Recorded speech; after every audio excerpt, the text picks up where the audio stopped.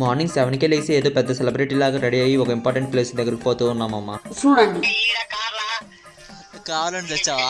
Driving నేను చేస్తానని driving seat తీసుకున్నా. మా బామ్మర్ది గారిని కాలు పెట్టుకునే దగ్గర యువేంద్ర అడ్డం ఈ తీపిస్తే అయిపోయింది కదా అన్న.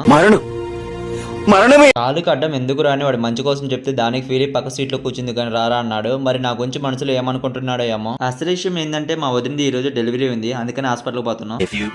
కాన్పైతే అయిపోయింది, పాప పుట్టింది. మా సిస్టర్ కూడా ముగ్గురు అమ్మాయిలే. ఫ్యామిలీలో అందరూ అబ్బాయి పుడితే బాగుండిద్ది అని అనుకున్నాం. పాప పుట్టిన అమ్మట్లోనే మా ఫ్యామిలీలో వాళ్ళందరూ కొంచెం సాడ్ అయినా మా వాడు మాత్రం రూపాయల లాటరీలో ₹1,00,00,000 తగినంత హ్యాపీగా చిలక నవ్వులు నవ్వుకుంటూ ఉన్నాడు. ఇంట్లో అందరికంటే చిన్న పిలిపిత్తిరే కానీ నేను అనమాట. అందుకని మా సిస్టర్ వాళ్ళ వెళ్ళి పాపకు బట్టలు వస్తువులు తీసుకురామని వాళ్ళతో నన్ను పంపారు. ఇప్పటికీ 4-5 షాపులు తిరిగినాం. మా సిస్టర్ ఏంటంటే మొత్తం ఒకే షాప్ లో దొరకాల. మా సిస్టర్ చెప్పిన ధరలో ఇవ్వాలి. వస్తువు మీద ఉండేది ఎంఆర్పీ రేట్ కాదు, మా సిస్టర్ చెప్పింది ఎంఆర్పీ రేటు.